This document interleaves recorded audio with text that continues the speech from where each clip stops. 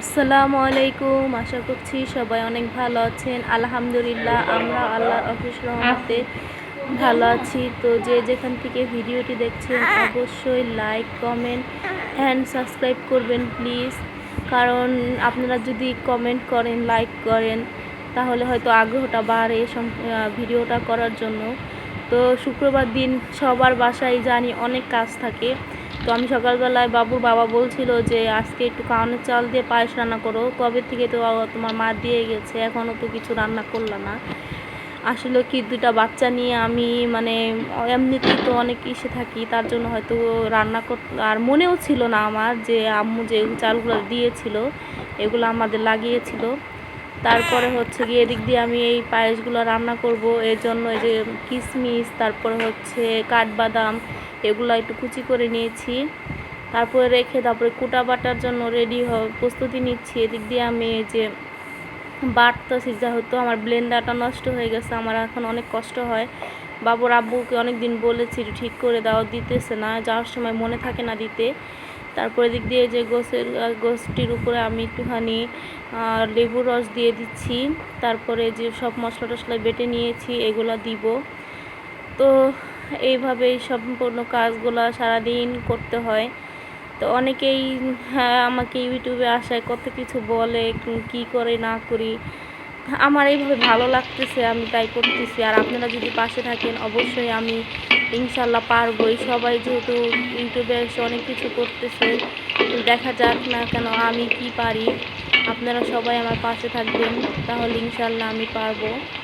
তো এদিক দিয়ে যে পেঁয়াজগুলো ভেজে নিচ্ছি করে রেখেছি, তেজপাতা সম্পূর্ণ কিছু দিয়ে তারপরে মশলা টশলা দিয়ে ভাজতেছি। তারপরে একটু আদা রসুন বাটা, একটু আমি হচ্ছে খাল টাল একটু বেটে দিই, আমাদের গ্রানটা বেশি আসে।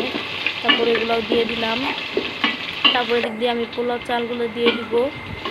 তো শুক্রবার দিন সবার বাসায় কম বেশি এক এক জিনিস রান্না করা হয়। আমার কিছুদিন ধরে আমার তাই মারা যাওয়ার পর থেকে আমরা কিছুই ভালোভাবে কিছু খাই নাই, করি না। আর যেহেতু বাড়ির মুরব্বি ছিল, তারপরে দিক দিয়ে আজকে ভাবলাম যে মেয়েটা বেশি বায়না করছিল, এই জন্য বললাম যে বাবাকে। তারপরে বললো যে রান্না করো। তারপরে এদিক দিয়ে যে গোশ কষিয়ে রেখেছিলাম সেগুলো দিয়ে দিলাম। তারপরে একটুখানি টেস্টি সল্ট দিয়ে দিলাম। জানি এটা দেওয়া ভালো না, তারপরও আমার কাছে কেমন যেন লাগে না দিলে। তারপরে সালাড টালাড সব কেটে নিয়েছি। বাবুর বাবা নামাজ পড়তে যাবে, এদিক দিয়ে আমার বিরিয়ানিটা হয়ে গেছে। তারপরে বিরিয়ানির ভিতরে ডিম না দিলে আমার কাছে একটু ভালো লাগে না। ওদিক দিয়ে যে পরে আমি দুধ টুধ সব বসিয়ে দিয়েছি। তারপরে দিক দিয়ে এগুলো করবো, আর একটুখানি গুঁড়া দুধ দিব। গুঁড়া দুধ দিলে হয় কি কালারটাও সুন্দর আসে, আর একটু ঘন ঘন হয়, আমার কাছে ভালো লাগে খেতে। তারপরে দিক দিয়ে আমি সব কিছু দিয়ে দিলাম। দিয়ে দেওয়ার পরে যে আমি হচ্ছে ডিমটি ছুলে নিব। ডিমগুলো সিদ্ধ করতে দিয়েছিলাম। তারপরে একটু ধুয়ে তারপরে করে নেব। ভেবেছিলাম ডিম দিয়ে ডিমের কোরমা বানাবো, কিন্তু বাচ্চার দিক দিয়ে উঠে গেছিলাম, এই জন্য দেখতে গিয়েছিলাম। তো দেখি হ্যাঁ ওর বাবা ধরছে। তারপরে দিক দিয়ে আমার পায়েসটাও হয়ে গেছে প্রায়।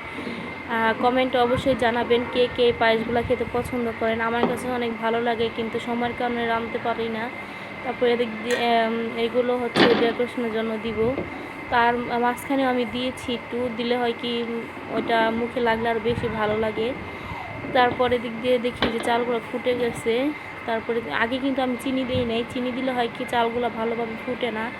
তারপরে চিনি টিনি দিব, তারপরে করবো। দিক দিয়ে সব কিছু হয়ে গেছে, আমার কাজটা শেষ, রান্নাও শেষ। বাবা এসে পড়েছে, ওনাকে খেতে দিব।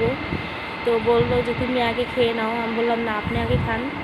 পরে যে মেয়েকে বলতেছে তাহলে মেয়েকে খাও, তুমিও খাও, বাবু যেহেতু উঠে নেয় আমি একটু পরে খাই।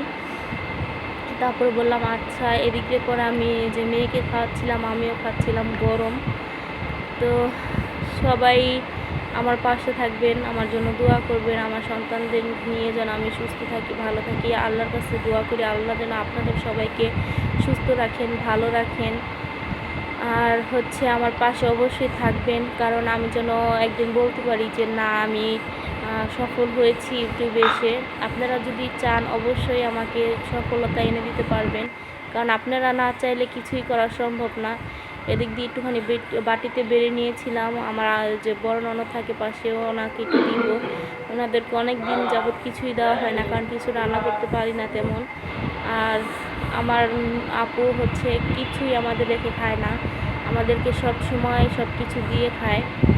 তো যেহেতু সে বড়, আমরা তেমন কিছু দিতেই পারি না। এদিক দিয়ে পরে মেয়েকে খাওয়াচ্ছিলাম যে একটু খাও।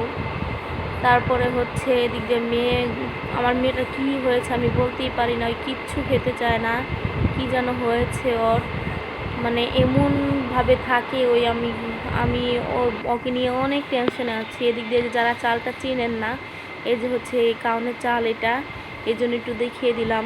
এগুলো আমাদের মানে ধান ক্ষেতের পাশ দিয়ে গম লাগিয়েছিল, ওই পাশ দিয়ে এগুলো লাগিয়েছিল। তো আমার কাছে চালগুলা ধরতেও অনেক ভালো লাগে। সবাইকে অসংখ্য ধন্যবাদ ভিডিওটি সম্পূর্ণ